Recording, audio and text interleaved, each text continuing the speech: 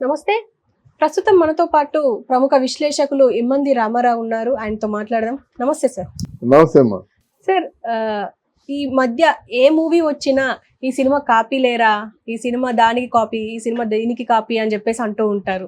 అసలు ఈ copy copy అని ఎందుకు అంటుంటారు సార్? ప్రతిసారి ఏదో ఒక హైలైట్ చేస్తూ ఉంటారు. రీసెంట్ గా ఇప్పుడు వచ్చే 27వ తారీఖు రిలీజ్ అయ్యే కల్కి మూవీని కూడా కొన్ని క్యారెక్టర్లు హాలీవుడ్ నుంచి కాపీ చేశారు. వైజయంతి మూవీస్ లో కూడా లోగో హాలీవుడ్ ని కాపీ చేశారు అని చెప్పేసి అంటున్నారు. అసలు ఏంటి సార్ ఇది? అంటే విమర్శకుల గురించి మాట్లాడకూడదు, కానీ అంతకుముందు బాగా మనకి విమర్శకుడికి కొన్ని క్వాలిఫికేషన్స్ ఉండేవి. సినిమా చరిత్ర తెలిసి ఉండాలి, సినిమా పుట్టుపూర్వతరాలు తెలిసి ఉండాలి. తర్వాత విమర్శ చేసేది అది లాజికల్గా ఉండాలి, సైంటిఫిక్గా ఉండాలి. అంతే. ఏదో నాగశ్విన్ ఎక్స్పెరిమెంట్ చేశాడు. మన ప్రధానంగా దీన్ని చూడవలసింది 3 ప్రపంచాల కథ అని వాళ్ళే చెప్పుకుంటున్నారు కదా. అంటే కథ వస్తువు కాకమ్మ కథ కాదు, ఇది సంథింగ్ డిఫరెంట్.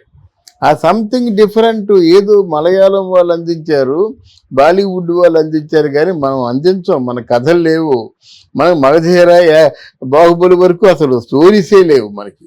అంటే ప్రపంచానికి తెలిసిన స్టోరీస్ అలా ఉన్నాయన్నమాట. ఎందుకో నేషనల్ అవార్డులు కూడా ఈ మధ్య వస్తున్నాయి, ఆస్కార్ అవార్డులు కూడా ఈ మధ్యన వస్తున్నాయి. అంతకుముందు మనకు అంత లేదు. ఏదో ఆయన నాగశ్విన్ మహానటి తీశాడు, బ్రహ్మాండమైన సక్సెస్ అయ్యాడు.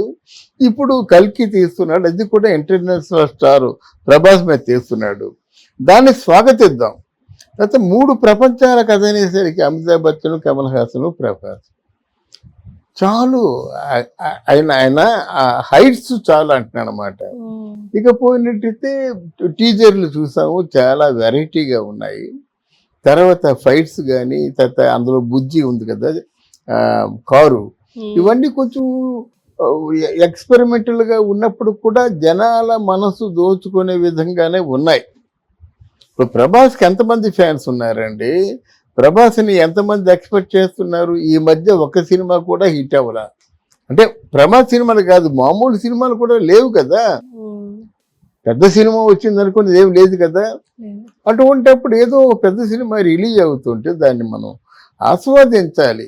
ఏదేమైనప్పుడు కూడా ఎక్స్పెరిమెంట్ చేసి ఔరా అనిపించుకోకపోతే ఓవర్సీస్ మార్కెట్ రాదు కదా. ఔరా అనిపించుకోకపోయినట్టయితే ఎగబడి సినిమాని కొంటారు కదా. అది మాట్లాడడం అనేసి మనకి కాపీలు కావాలంటే ఆల్మోస్ట్ ఆల్ సినిమా పుట్టుకు నుంచి చెప్తాను ఏ సినిమా ఏ కాపీయో. అది అవసరం లేదు. ఒకటి మంచి సినిమా, చెడ్డ సినిమా, ప్రజల్ని రంజింపజేసే సినిమా అంటే ఏమిటి? 365 రోజులు బొల్లు కట్టుకొని వచ్చి చూసే సినిమాలు కొన్ని ఉంటాయి. అలాగే 2 రోజుల్లోనూ వారం రోజుల్లోనూ పోయిన సినిమాలు ఉంటాయి. అయిపోయింది, అది గతం గత. ఇప్పుడు మనం ఆలోచించవలసింది ఏంటంటే it is an experimental film. It holds all entire world అన్నమాట. ప్రపంచంలో ఉన్నటువంటి సినిమా ప్రేక్షకులు, ముఖ్యంగా తెలుగు ప్రేక్షకుల్ని బాగా ఆకర్షిస్తుంది. అది మనం ఆలోచించుకోరు. కానీ ఆ లోగోలో మార్పులు ఉంటాయండి. మార్పులు ఉంటే తప్పే ఉంది. అది ఏదో ఎవరో సిద్ధాంతం చెప్పుకుంటారు, ఏదో సెంటిమెంట్ కావచ్చు, లేకపోతే లోగో ఎలా ఉంటే బాగుంటుందని చెప్పవచ్చు. దానికి మనం పెద్ద తొందరపడిపోయి అంటే సినిమా చూడడం మానేమంటారా? వీళ్ళు చెప్తే సినిమా చూడడం మానేస్తారా?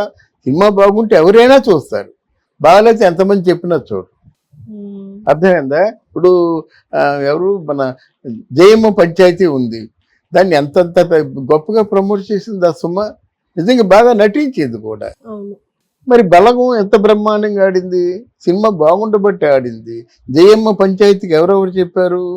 పవన్ కళ్యాణ్ చెప్పారు, రామ్ చరణ్ చెప్పారు, అంటే లెజెండరీ పీపుల్ అందరూ చెప్పారు సినిమా చాలా బాగుందని. ఆడిందా? అందువల్ల మీరు ఎవరో చెప్పినంత మాత్రంలో ఆడదు సినిమా. వాళ్ళకి ఇష్టమైతే చూస్తారు, నచ్చితే చూస్తారు, అది మర్చిపోకూడదు. ఈ విశ్లేషకులకి మరి అంతే. నేను బాగా విమర్శించాను అనుకొని నిన్న మొన్న తెలియకుండా ఈరోజు నువ్వు దృష్టిలో పెట్టుకొని విమర్శిస్తే నిన్ను కొన్ని సంఘటనలు జరిగిపోయి ఉంటాయి.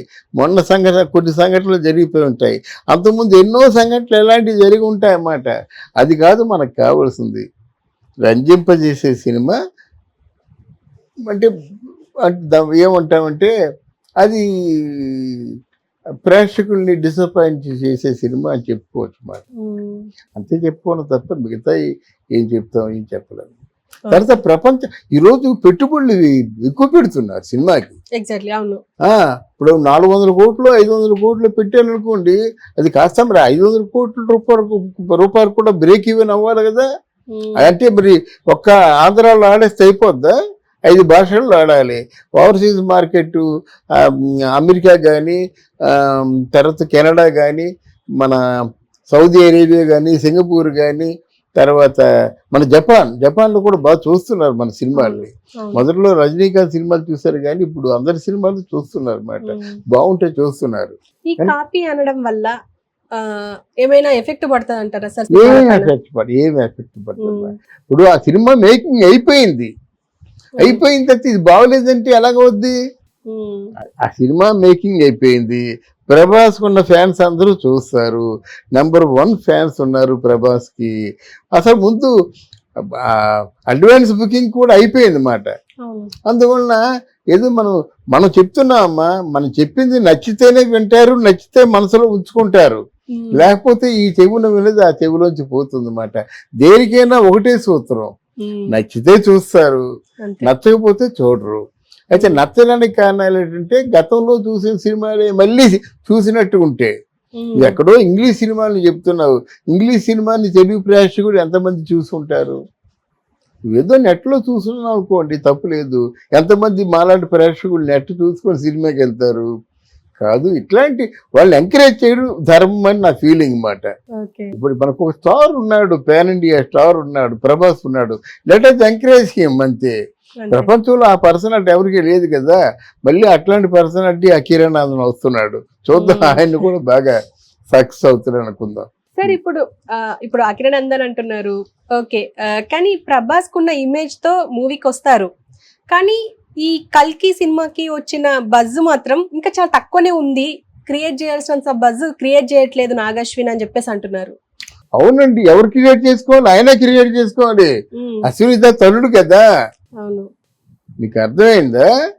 ఇప్పుడు ఏదో సందర్భంలో పవన్ కళ్యాణ్ చెప్పాడు, మీరు సినిమా తీసినంత వరకు అడౌట్ పడిపోతారు, తీసిన తర్వాత జనంలోకి వెళ్ళడానికి మనం ముందు కావాలి. అవును, జనంలోకి వెళ్ళడానికి అదే తమిళ సినిమాలకి తెలుగు సినిమాలకి తేడా. సరే చూద్దాం ఇంటికి రా అంటే ఒక 100 రూపాయలు అడ్వాన్స్ ఇచ్చాడు. 100 రూపాయలు ఆ రోజు బొబ్బట్టు ఊకొని తినేసాం. ఇంటికి 100 రూపాయలు ఏంటి అడ్వాన్స్ అనుకొని. తర్వాత భారతీయ రాజాని పట్టుకున్నాడు, కమల్ హాసన్ పట్టుకున్నాడు, కమల్ హాసన్ పక్కనే శ్రీదేవి. సినిమా అయిపోయింది. సినిమా చాలా టైట్గా మాట అంతే. మామూలుగా ఇంటి టిఫిన్ ఉంటుంది కదా, అలాంటిది పెట్టాడు. ఆ సినిమా రిలీజ్కి పెట్టుకున్నాడు అమ్మాడు. సైకిల్ మీద వచ్చిన వాడు సినిమా రిలీజ్కి ఏ వాల్ పోస్టర్ మీద చూసిన ఆయనే. మద్రాస్ అంతా పబ్లిసిటీతో నిండిపోయింది అనమాట.